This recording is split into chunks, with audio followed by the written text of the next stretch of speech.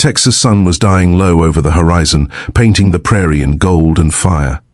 Dust drifted across the barbed wire fences of Camp Hearn, one of the many P camps scattered across the lonely estate in 1944. The air smelled of hay, sweat, and the lingering smoke of the Mishwal fires. That evening, as the last work detail returned from the fields, the prisoners, men and women both, stood in line for roll call. Among them was Anna Kruger, a 28-year-old German nurse captured in France and sent halfway across the world to a place she had only heard about in propaganda leaflets. America, the land of the enemy. She still carried herself with the stiff posture of discipline, her blonde hair tied under a worn kerchief, her face half burned by the Texas sun. Across the yard stood Joe Carter, tall, broad-shouldered, his stem tilted low, the kind of man who spoke little but noticed everything. He wasn't a soldier by nature, just a rancher drafted into uniform, assigned to guard German POWs because he knew horses better than rifles. To him, these prisoners were farmhands now, not foes. The whistle blew for evening dismissal. The PS began to disperse toward their barracks, talking in low tones. Then a sudden gust of prairie wind tore through the yard. Anna's kerchief lifted from her head, tumbling across the ground. She froze for a moment, unsure if she was allowed to move. Before she could react, Joe stepped forward. He bent, picked up his own St. Sun hat, and with a simple wordless motion placed it gently on her head. The camp fell silent. Even the guards, leaning on their rifles, stopped talking. The German men behind the fence stared in disbelief. Anna didn't move. She stood there, eyes wide, hands trembling, unsure whether to thank him or retreat. Joe nodded once, then turned away, his boots crunching in the dust. In that moment, something in the air shifted. The gesture was small, but it carried the weight of something forbidden, a crack in the wall that separated. Conqueror from conquered, captor from captive. That night, in the women's barracks, Anna sat awake, her hands resting on the brim of the cowboy hat. It smelled of leather, tobacco, and the sun. She could not stop thinking about what it meant that a man who wore the uniform of her enemy had shown her something her own officers never had: respect. The next morning, whispers spread through the camp. The cowboy gave her his hat, someone said, and the guards said nothing. By noon, everyone knew. The moment had already become legend. Before Anna Kruger ever saw Texas, she had been told what to expect from Americans. Back in 1943, in the underground hospitals of occupied France, German radio broadcasts had painted the United States as a nation of brutes, a land where captured soldiers were beaten, women violated, and prisoners worked until death. Never surrender to the Anglo-Saxons, her commanding nurse had warned. They are not civilized people. Those words stayed with her through capture, through the chaos of the Allied landings, through the cold Atlantic voyage to America. When the train pulled into the Texas plains and the doors opened to light and heat, she braced herself for humiliation. But what she found instead confused her more than it comforted her. The guards didn't shout. They offered water. One cowboy-turned-sergeant joked that the German prisoners looked like they could use a steak and a nap. It was not the enemy she'd been told to fear. Still, suspicion ran deep on both sides. For many Americans, the war had been personal.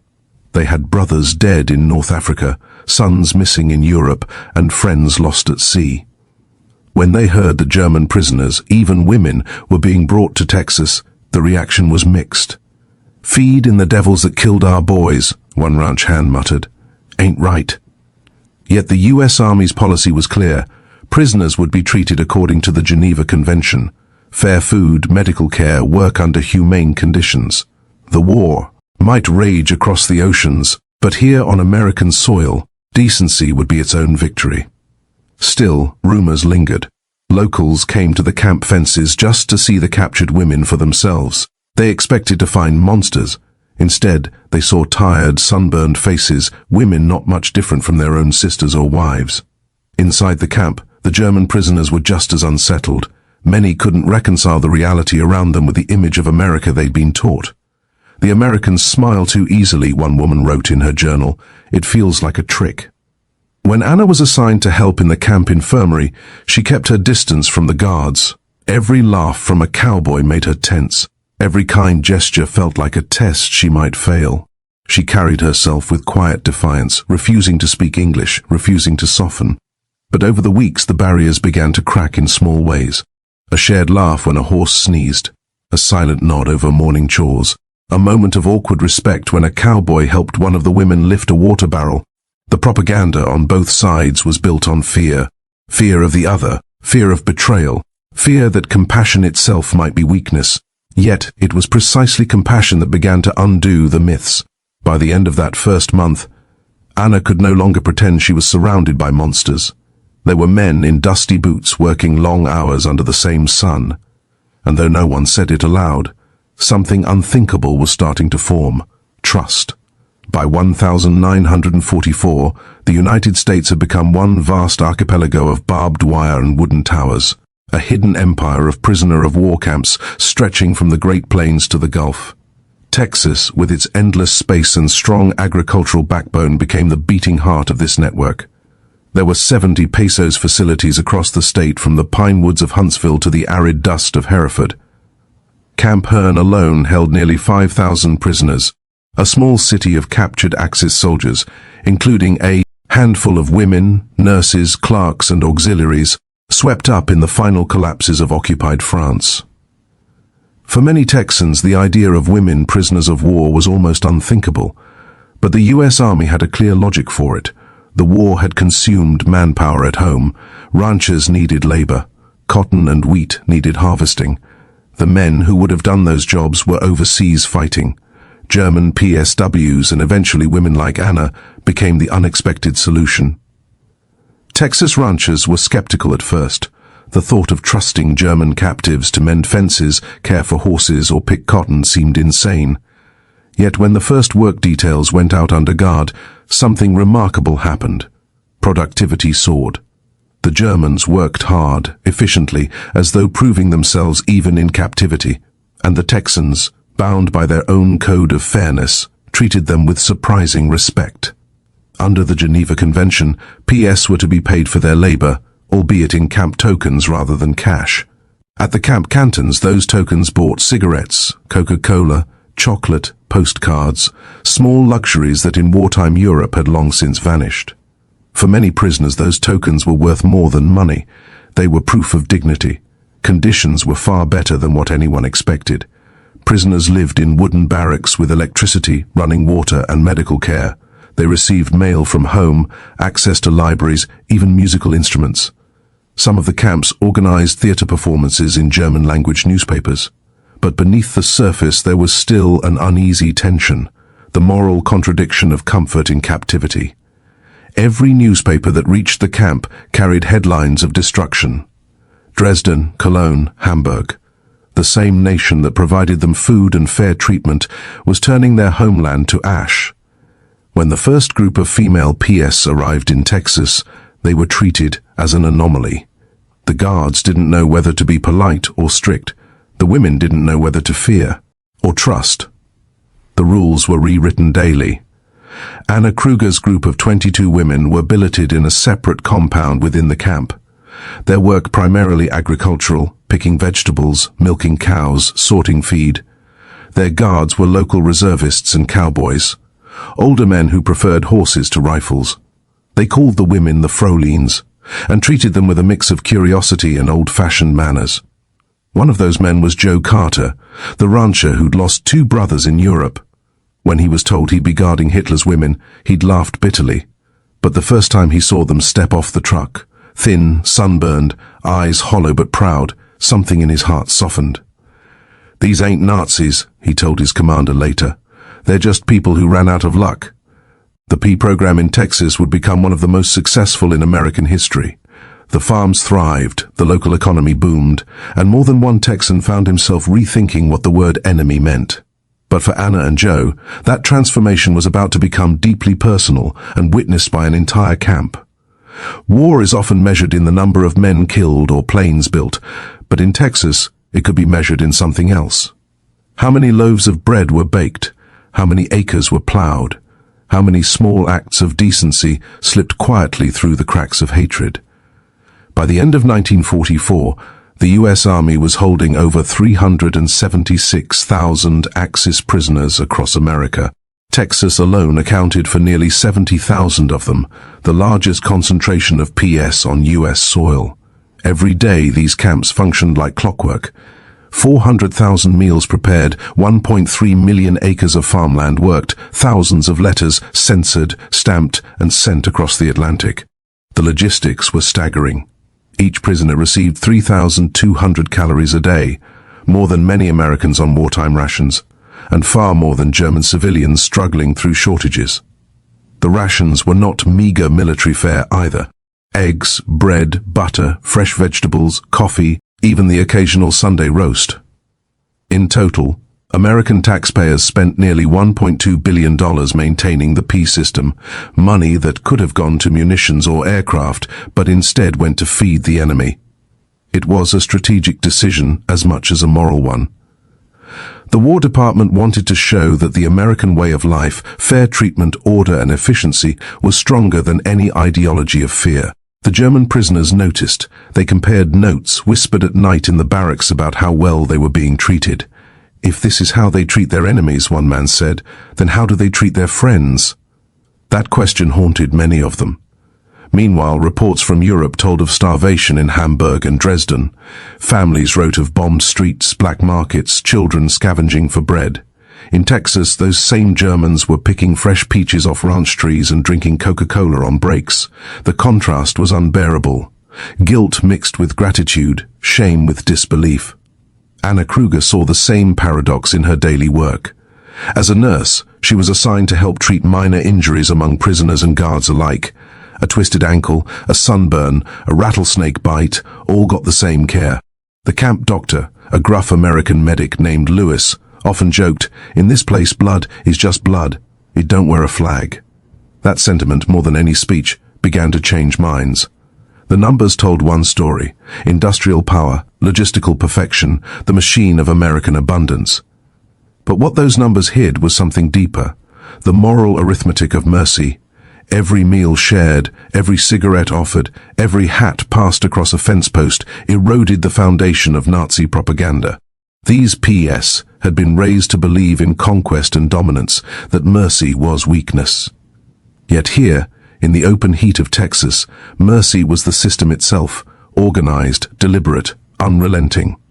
One historian would later write, "The United States did not just win World War II with weapons, it won with calories, engines, and conscience." In that math of humanity, the balance was already tilting. Every kind act added weight to the scale. And one afternoon, with a cowboy's quiet gesture, the sum of those small mercies would become something immortal. The days at Camp Hearn followed a rhythm that even war could not disrupt. Revy at dawn. Roll call, work details, lunch under the open sky, evening assembly, then lights out by 10. But for Anna Kruger, each day had begun to feel less like punishment and more like something stranger, a kind of uneasy peace. Her work crew had been assigned to a nearby ranch where German prisoners harvested cotton and helped tend livestock. The guards were Texans, men who could rope a steer faster than they could read a map, men who'd learned patience from cattle, not classrooms. Among them was Joe Carter. He'd grown up not 20 miles from the camp, the son of a rancher who'd fought in the Great War. Joe had volunteered after Pearl Harbor, lost 2 brothers to the war in Europe, and somehow ended up guarding the very people he blamed for their deaths. When the first trucks of German women arrived, he'd been furious. "They're the enemy, not guests," he muttered to the camp doctor. But anger is hard to sustain under the Texas sun. When he first met Anna, she was trying and failing to lift a feed sack nearly her own weight. She refused help, even as the sack slipped and burst, spilling grain across the dirt. The others laughed. Joe didn't. He just walked over, handed her an empty one, and said quietly, "Try again, Ma'am." The word ma'am stunned her. No German soldier had ever spoken to her like that. She straightened, swallowed her pride, and tried again. He didn't laugh when she stumbled. He didn't shout. He just watched with that calm, steady look of a man who'd seen both death and drought, and learned not to rush either. That night in the barracks, Anna couldn't stop thinking about it. Why would an American show her respect? What game was this? Over the following weeks, she saw Joe often. He taught the women how to tie feed bags, how to balance bales on the backs of mules, how to whistle to calm the skittish horses. He rarely smiled, but when he did, it was genuine. The kind of smile that made the guards look away and the prisoners forget for a moment that there was a war. Anna's English improved slowly, word by word. She learned, "Thank you, good morning, too hot." Joe, in turn, picked up a few words of German. When he offered her water, he'd grin and say, "Wasser." She'd roll her eyes, but accept. Then came the day the hat blew off. A windstorm swept through the fields without warning, scattering papers and dust. Anna's kerchief was snatched clean from her head and carried off toward the corral. She instinctively reached for it, then froze. The guard shouted, "Hold!" and the wind howled louder. Before she could react, Joe stepped forward, hat in hand. He didn't hesitate, he didn't ask. He simply placed his St. Sun, sweat-stained, sun-bleached, unmistakably his, on her head. It fit awkwardly, the brim dipping low over her eyes. The guards stopped moving. The prisoners fell silent. No one spoke. The hat had crossed the line between enemy and equal. Anna's throat tightened. For the first time since capture, she felt visible, human. Not as a nurse, not as a German, not as a prisoner, but as a person. Joe nodded once, turned away, and went back to work as if nothing had happened. But for everyone else in that camp, something invisible had shifted. That night, the story spread like wildfire. The cowboy had given a German woman his hat, not as an order, not as a punishment, as respect. And respect, it turned out, was more dangerous to old hatreds than any weapon ever made. For years, both sides had built their identities on illusions. To the Germans, America was a land of weak decadence, a country of jazz, chewing gum, and mechanical overindulgence. To the Americans, Germany was a machine of cold, fanaticism, ruthless, unfeeling, built on obedience and cruelty. At Camp Hearn, those myths were colliding in real time, and neither side was ready for what the math revealed. The Reich's propaganda had claimed that surrender was worse than death. Film showed Allied P camps as places of humiliation and starvation. Better to die as a soldier than live as a slave, the poster said. But now here in Texas, the numbers didn't match the narrative. Each German prisoner was issued a mattress, 3 meals, and 8 hours of rest per night. They were paid for their labor. Every week they could buy Coca-Cola, cigarettes, and postcards. They even had orchestras and art classes. Some camps printed newsletters with poetry and jokes. Anna had grown up under the Nazi belief that compassion was weakness, that mercy was a luxury only victors could afford. Yet here she was living proof of the opposite. America's mercy was systemic, not sentimental. It ran on schedules and supply chains. The same efficiency that built bombers was now feeding prisoners. Meanwhile, word of this strange civility reached back across the Atlantic. Letters sent from Texas slipped through the censors and made their way to families in Munich and Bremen. The Americans treat us fairly. 1P wrote, "We have meat, coffee, music. They even let us work with horses." By 1945, German morale began to fracture. Not from defeat in battle, but from the quiet shock that their enemy had not become the monster they were told to fear. Even among the guards, the cognitive dissonance was real. Joe Carter's commanding officer once asked him, "You going soft on them crouched, Carter?" Joe had shrugged. "Just doing my job, sir, feeding folks, not fighting them." But everyone in the barracks knew the truth. Joe had changed. That small act of giving his hat had spread through the camp like a contagion. Guards began to greet prisoners by name. Prisoners stopped spitting in the dirt when Americans passed. Fences stayed up, but the emotional distance shrank day by day. Anna, too, began to change. The anger she'd carried from Europe, the belief that her suffering was righteous, her cause noble, began to dissolve.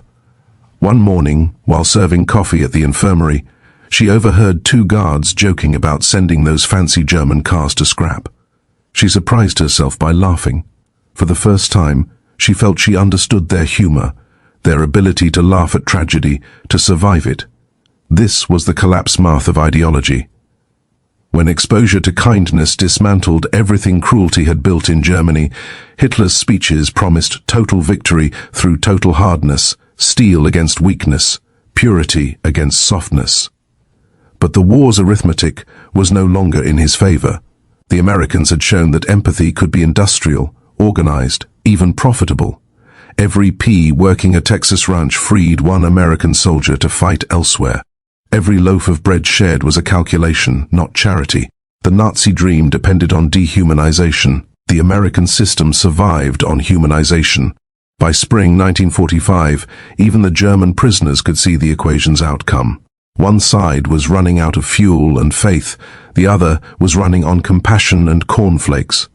For Anna, that realization came not through statistics, but through a single gesture, a hat, a word, a silence in the Texas dusk that felt more powerful than any speech.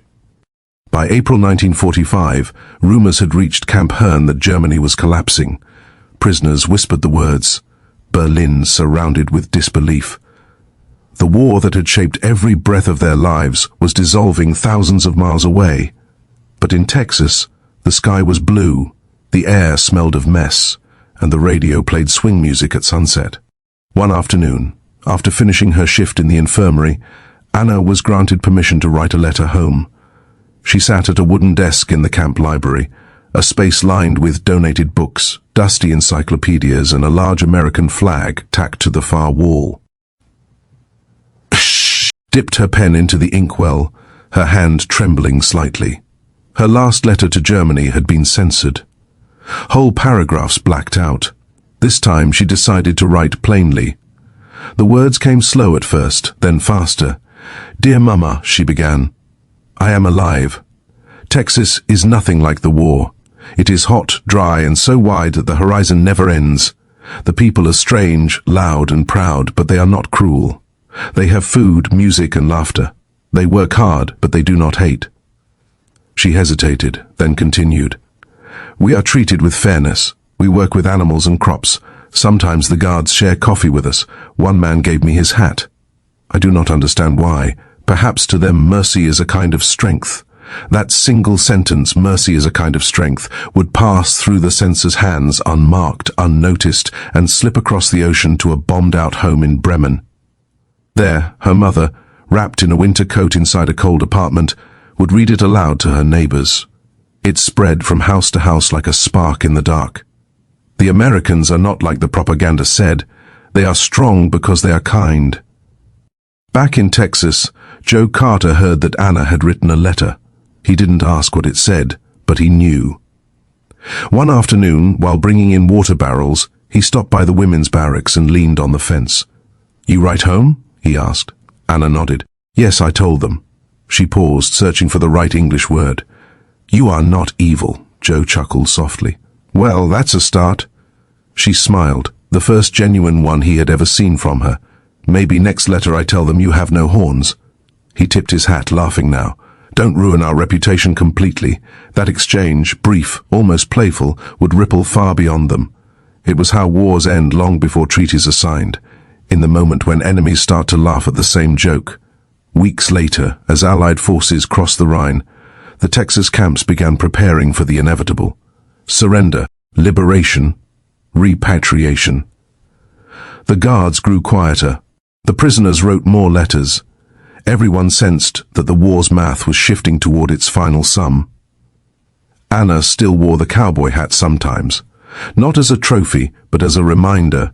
It had become an artifact of something more profound than peace, recognition.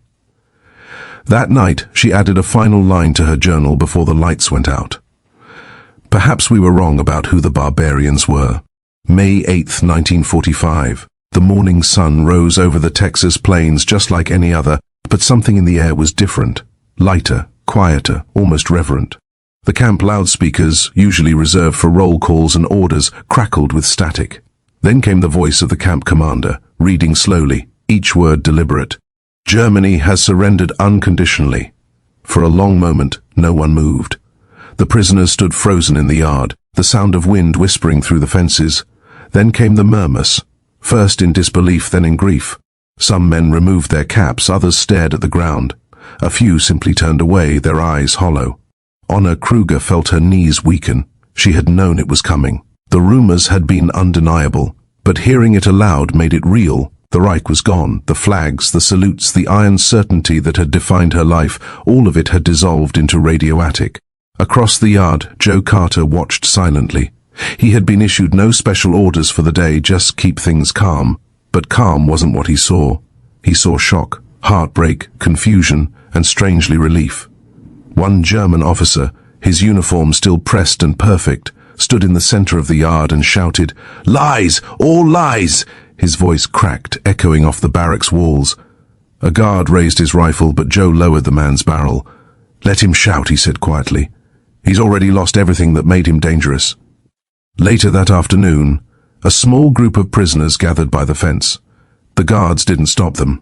They stood, together in silence, staring at the vast, endless land that now seemed to mock the collapse of their empire. Anna sat apart from the others, the cowboy hat resting in her lap. The brim was frayed, the band darkened with sweat, but it felt like the most valuable thing she owned.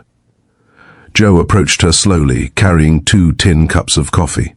"Heard the news?" he asked softly. She nodded. "It is finished." "Yep," he said, sitting down on the other side of the fence.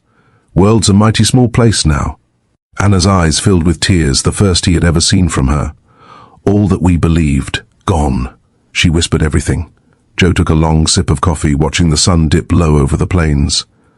Sometimes that's the only way you get to start over. They sat there in silence as the last light faded. Behind them, the camp loudspeakers played a crackling rendition of the Star-Spangled Banner. Some prisoners stood for it, others didn't, but no one mocked it. At dinner that night, something extraordinary happened. The mess hall served bacon, bread, and beans. Nothing special. But before the guards began eating, a German prisoner stood up and raised his cup. "To peace," he said in broken English. The room fell still. Then slowly, every man and woman, German and American alike, raised their cups. For the first time since the war began, no one in that camp was truly on opposite sides. Later that night, Joe walked his patrol alone. As he passed the women's barracks, he saw Anna sitting by the window, hat still on her head, looking toward the stars. She noticed him and nodded once. He nodded back. No words. None were needed. The war that had divided them had ended with a quiet exchange beneath the same sky. A soldier and a prisoner, both wondering what peace would demand next. The surrender of Germany ended a global nightmare. But inside Camp Hearn, it ended something more intimate. The war that lived inside people's hearts. For months, hatred had been a reflex, distrust, a habit. But now, in the strange quiet after the news, something different took root. The prisoners were no longer enemies. They were simply people waiting to go home, if home still existed. The guards were no longer watchmen. They were caretakers of history's aftermath. And between them stood symbols of small humanity, a cowboy hat, a cup of coffee, a shared silence under the same stars. Anna wore the hat every day until the transport orders came. To the Americans it had become a harmless curiosity. To the Germans it was something sacred, a sign that dignity could survive even in defeat.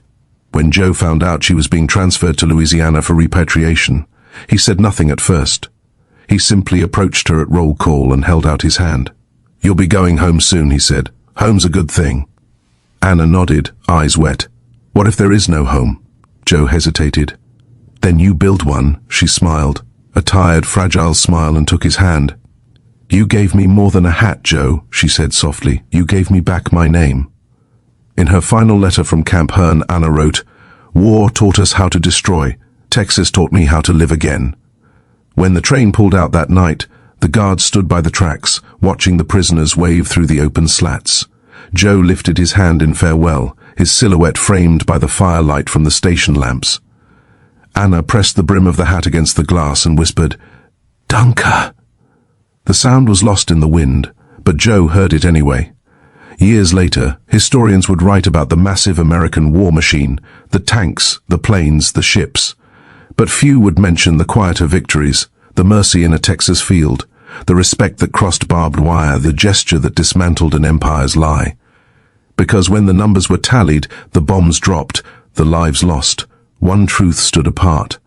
The United States hadn't just won the war with steel and fuel, it had won it with the human heart. In the archives of Camp Hearn, a photograph still survives. A young German woman in a cowboy hat looking straight into the camera, her eyes calm, almost smiling. On the back in pencil someone had written, "Given by Joe Carter, 1945, hat returned by mail 1952. No one knows what happened to Anna Kruger after she left Texas. But in that small note, history left a message of its own. That wars end not when treaties are signed, but when mercy becomes memory." The cowboy hat, once just a piece of leather and sweat, had become something greater, a quiet monument to the day compassion defeated ideology. When the last P trains left Texas in 1946, the ranches went quiet again. The barbed wire came down, the guard towers emptied, and the camps were reclaimed by the prairie. Within a few years, wild grass covered the parade grounds where once soldiers had marched, defenses rusted. The past faded into dust and legend. But not all traces disappeared. The legacy of those years when enemies became neighbors and war softened into humanity remained in small ordinary things.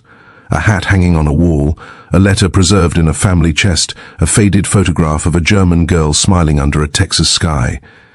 For many of the PS, their time in America was more than captivity. It was revelation. They had been raised on propaganda that painted Americans as monsters. Yet they found something entirely different. Cowboys who shared cigarettes, guards who let them listen to the radio, cooks who gave them bacon and coffee in the mornings. It shattered the lies they'd been taught. And in that shattering came something stronger than defeat, understanding. Anna Kruger's story became one of thousands that quietly echoed across post-war Europe. Some PS wrote back to their captors, sending photos of families and newborn children. Others returned to visit decades later, standing in open fields where the camps had once stood, hat in hand, remembering the unexpected kindness of strangers.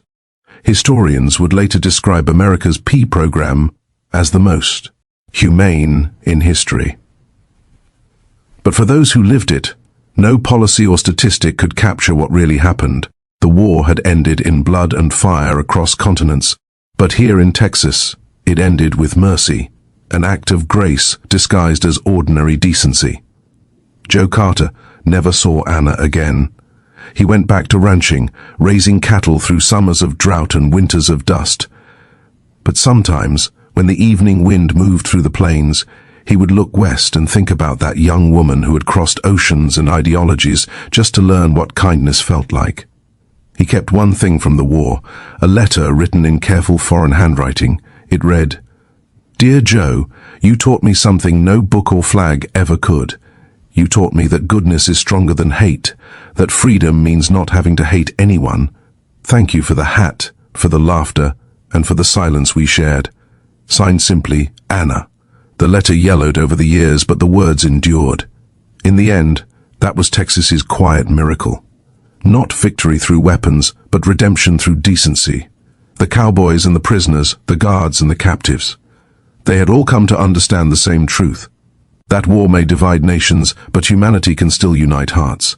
The camera would fade out on a final image. A lone cowboy riding across the horizon, the sun setting behind him, the brim of his hat catching the last light. And somewhere far away, a woman in post-war Germany would look at that same sky and remember a time when even prisoners were free, if only for a moment, in the warmth of Texas kindness.